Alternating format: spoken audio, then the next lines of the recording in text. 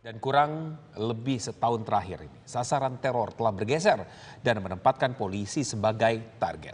Apakah itu di tempat publik atau bahkan di markas kepolisian, pelaku teror menyusup dan melukai petugas, bahkan diantaranya hingga tewas.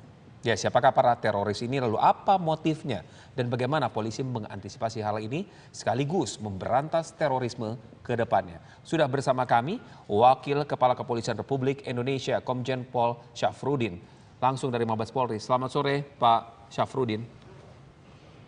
Selamat sore Mas, Mbak, selamat sore dan selamat sore seluruh pemirsa tanah air. Assalamualaikum warahmatullahi wabarakatuh. Waalaikumsalam warahmatullahi wabarakatuh. Pak Syafruddin, kami ingin mengetahui dulu bagaimana perkembangan terbaru soal dari aksi penyerangan terhadap dua anggota BRIMOB kemarin, Pak. Bagaimana perkembangan? Apakah benar ini 100% pelaku ini adalah seorang pedagang kosmetik dan bernama Mulyadi, Pak? Ya, betul. Tadi malam pukul 20.00 terjadi penyerangan terhadap anggota Polri. Saya perlu garis bawahi, anggota Polri sedang melaksanakan sholat isya, ya Mas. Kemudian pelakunya setelah melakukan penyerangan melarikan diri, sempat dikejar dan mau ditangkap oleh aparat yang melihat kejadian itu, namun melakukan perlawanan kembali, berbalik arah untuk melakukan serangan baru kepada aparat sehingga dilumpuhkan tadi malam, sehingga meninggal dunia. Baik. Tadi malam kebetulan Pak Kapolri dengan saya berada di Mabes Polri, jadi nggak begitu jauh dari TKP. Kami sedang rapat tadi malam membicarakan tentang perkembangan terorisme memang. Sehingga begitu kejadian Kapolri dan saya dan seluruh pejabat itu sudah langsung ke TKP pada kesempatan pertama. Baik, Pak Syafruddin. Kemudian perkembangannya perkembangannya yang seperti yang ditanyakan tadi, ya, sampai saat ini terus dikembangkan. Tentu ada hal-hal yang progresif didapatkan, tapi belum bisa kita sampaikan dulu karena supaya kita bisa mendapatkan hasil yang lebih akurat tentunya seperti yang terjadi Kampung Melayu dan Sumatera Utara. Pak Syafruddin, Mulyadi atau sang pelaku ini apakah baru pertama kali ke Masjid Falatehan atau mungkin beberapa orang sempat melihat beliau dan ada kecurigaan seperti itu? Bagaimana Pak Syafruddin? Ya, sedang dikembangkan dulu ya Mbak ya, tentang Mulyadi ini. Bisa saja Mulyadi ini adalah pintu masuk daripada serangan yang lebih besar, ya. Sehingga bisa saja terjadi situasi yang lebih membahayakan, baik itu pintu masuknya institusi Polri, kemudian anggota-anggota Polri dan masyarakat tentunya, bukan hanya anggota Polri. Buktinya di Kampung Melayu itu yang diserang anggota Polri, korbannya masyarakat. Jadi tidak akan luput, korbannya itu adalah masyarakat itu sendiri. Pak Syafruddin, kalau kita melihat ini kan seolah bergeser Pak, bagaimana teror ini terjadi yang tadinya menyasar di tempat-tempat umum, publik. Tapi saat ini mereka jauh lebih spesifik Pak, aksi terornya langsung menuju ke polisi, mengacu kepada kejadian yang beruntun Pak ya, Polda Sumut, kemudian ke Kampung Melayu sebelumnya, dan kemudian saat ini tadi di Masjid Falatehan, di dekat dengan Mabes Polri. Bagaimana ini Pak polisi melihat, ini kan masyarakat juga, kalau polisi saja berhasil mereka dekati dan mereka teror seperti itu bahkan sampai dengan penikaman, bagaimana dengan masyarakat ini, bagaimana Pak melihat situasi seperti ini? Ya, begini Mas ya, saya ingin katakan bahwa terorisme saat ini itu pasti ya saya katakan diinspirasi oleh ISIS. Yang berkali-kali saya katakan ISIS itu berpusat sekarang di Syria dan Irak. Nah, dulu sebelum ada ISIS, dulu Al-Qaeda. Sebelum Al-Qaeda itu Mujahidin. Nah, jadi bagaimana sumber inspirasinya sekarang? Nah, kita tahu pola serangan ISIS saat ini itu sudah berubah.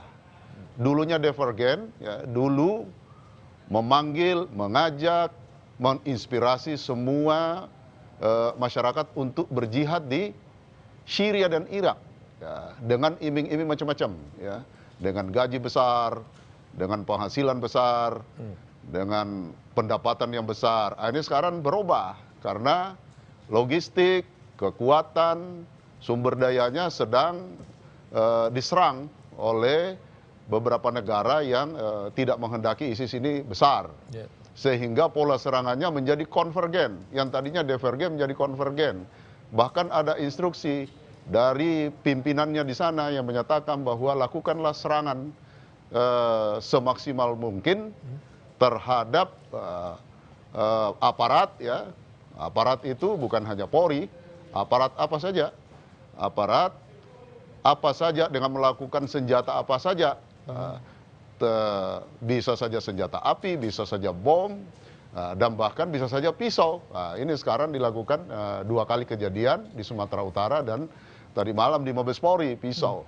Dan saya tekankan tadi malam itu penyerangan orang sedang sholat, belum salam tadi malam itu, baru tahiyat itu anak buah saya, kemudian diserang kiri kanan. Jadi yang bersangkutan itu sebenarnya tidak sholat, tujuannya datang ke masjid hanya mau menyerang, bukan untuk sholat. Jadi itu kira-kira polanya sekarang, inspirasi dari ISIS. Baik, Pak Syafruddin, dengan kejadian sebelumnya 2 dan disasar juga adalah aparat kepolisian dari Kampung Melayu, Sumatera Utara. Seharusnya ada pembekalan untuk pengamanan diri sendiri, Pak, dari aparat kepolisian jika ini kemudian terjadi lagi, agar tidak terjadi lagi hal yang serupa, tapi kemudian terjadilah di Masjid Falatehan. Bagaimana institusi kepolisian melihatnya, Pak Syafruddin? Ya begini, Mbak. Kalau tentang pola pengamanan, pola memprotek diri itu sudah dilakukan semaksimal mungkin. Kalau mendengarkan apa yang saya katakan waktu saya berkunjung dalam rangka pengamanan Lebaran, baik itu di Gambir, di airport Soekarno-Hatta, saya sampaikan bahwa hati-hati dengan pengamanan mudik Lebaran. Saya sampaikan kepada seluruh jajaran Polri untuk melakukan body system. Kita sudah lakukan itu. Peralatan-peralatan memprotek diri individu sudah kita lakukan. Backup kekuatan sudah kita lakukan. Persenjataan sudah semuanya. Tapi ini orang lagi sholat sama orang yang lagi sedang tidur diserang. Jadi memang mencari pola-pola atau celah-celah yang tepat untuk melakukan serangan. Ini yang dilakukan oleh mereka. Pak Syafruddin, tadi kan Anda mengatakan bahwa ini sudah pasti terafiliasi oleh ISIS, Pak. Kemudian ini sudah ada menginspirasi mereka dan serangan mereka pun tadi kepada aparat. Aparat bisa siapa saja, bisa Polri, bisa TNI dan aparat lainnya, Pak. Bagaimana akhirnya, Pak, menjaga khususnya di tanah air di Indonesia, Pak, mengurangi dampak dari atau menahan gerakan-gerakan dari yang ISIS ini, Pak, anggota-anggota dari ISIS yang mereka berdiri sendiri, Pak, tidak berkelompok tapi bisa 1 orang per orang seperti itu, Pak. Ya, Mas. Jadi begini. Jadi dalam menanggulangi terorisme bukan hanya aparat keamanan, bukan hanya TNI dan Polri. Jadi sekarang ini sudah mewabah, ya, pola serangan dan sebagainya, rencana dan sebagainya sudah mereka lakukan, sehingga bangsa ini harus bersatu. Seluruh anak bangsa harus melawan ini semua. Saya apresiasi kepada seluruh masyarakat, ya, seluruh bangsa Indonesia saat ini, yang menjadikan kejadian tadi malam menjadi hashtag, ya, untuk memberikan dukungan kepada Polri dan seluruh aparat keamanan untuk tentunya menjaga stabilitas keamanan. Kalau ini kita tidak lakukan bersama-sama, terutama rekan-rekan media, seluruh masyarakat, seluruh anak bangsa untuk melawan ini semuanya dengan semua dorongan psikologi tentu untuk melakukan perlawanan ini, sehingga moral, ya, moral terutama moral masyarakat, ya, moral rakyat, moral aparat tentunya, dan seluruh anak bangsa harus mempunyai moral untuk melawan ini semua. Jadi tidak boleh kita pesimistis, tidak boleh kita lemah. Ini yang saya apresiasi. Hari ini luar biasa, dukungan besar sekali kepada aparat kepolisian khususnya dan aparat keamanan pada umumnya. Kita tahu ancaman itu semakin dekat, bukan hanya ancaman yang dilakukan oleh individu-individu kelompok, tapi sudah dilakukan ancaman yang besar. Sekarang gerakan ISIS sudah semakin dekat dengan kita, ada di Asia Tenggara, ada di Mindanao Selatan yang dikenal dengan kota Marawi sudah dikuasai ISIS. Sekarang sedang terjadi pertempuran besar antara pemerintah Filipina dan kelompok ISIS yang ada di Marawi. Ini juga kewaspadaan kita, ini dekat sekali. Bayangkan Marawi itu hanya bisa ditempuh 2,5 jam ke Pulau Siau yang ada di Sangihe Laut itu 2,5 jam dengan menggunakan kapal. Jadi dekat sekali dengan Indonesia. Ini yang perlu kita Bagaimana waspadai. Pak itu mengantisipasi itu kekhawatiran mereka akan seperti yang ada selebaran mereka mengancam dari Marawi mereka akan mudah masuk ke Indonesia ke tanah air. Bagaimana itu menjaga itu? Ini yang dilakukan oleh TNI dan Polri sekarang. Pasukan TNI ini sudah melakukan pergeseran besar-besaran untuk menghalang itu semua. Kita juga perkuatan Polri juga sudah kita kirim ke Sulawesi Utara, ke Maluku Utara, kemudian Kalimantan Utara. Semua perbatasan kita pertebal sekarang. Sehingga manakala mereka akan masuk ya, menyusup ke negara kita akan patahkan, kita akan lumpuhkan mereka. Baik, Pak Syafruddin, jika kejadian beruntun, 3 kali kejadian beruntun menyerang aparat kepolisian yang seharusnya memberikan rasa aman bagi kita masyarakat, tapi kemudian ini terjadi, menjadi pintu masuk Pak, RUU terorisme yang saat ini digodok di DPR agar menjadi undang-undang. Tapi kemudian pertanyaannya lagi, seberapa yakin kemudian kepolisian jika ada undang-undang terorisme ini, angka terorisme hilang atau semakin menurun angkanya? Bagaimana Pak Wakapolri melihatnya? Ya, insya Allah kalau itu terrealisir tentu kita harapkan untuk memperkuat ya, kewenangan aparat, memperkuat sumber daya manusia, memperkuat peralatan. Jadi undang-undangnya diarahkan ke sana, memperkuat koordinasi, memperkuat backup kekuatan tentunya. Backup kekuatan itu harapan Polri hanya ada satu-satunya dari TNI. Selain itu masyarakat itu sendiri. Jadi itu kira-kira yang kita harapkan. Langkah-langkah preemptif, langkah-langkah preventif, langkah-langkah represif itu hendaknya diperkuat dalam undang-undang itu. Sehingga kita bisa menanganinya secara komprehensif dan terkoordinasi dengan baik tentunya.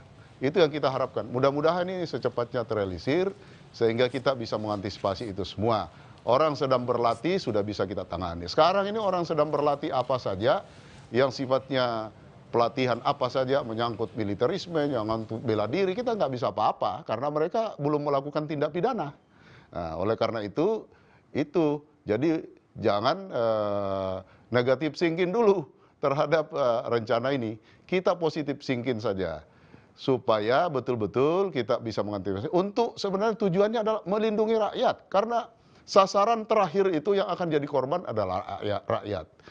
Anggota aparat keamanan, Polri, TNI, manakala jadi korban, itu rakyat juga, ya kan korban rakyat. Buktinya di Kampung Melayu, kita jadikan contoh. Anggota Polri dan masyarakat, kerugian material, mobil, apa macam-macam hancur di Kampung Melayu. Nah, itu kira-kira Mbak ya. Lalu pertanyaan terakhir, ini Pak kami ajukan, apakah dengan adanya kejadian kemarin itu Pak ya, kemudian sebelumnya di Polda Sumatera Utara, di markas-markas kepolisian bisa dikatakan, apakah artinya ini di sejumlah titik ada tingkat pengamanan khusus Pak untuk wilayah tanah air? Bagaimana kondisinya sekarang ini mengingat ya serangan itu langsung ditujukan ke anggota-anggota Polri tadi itu Pak?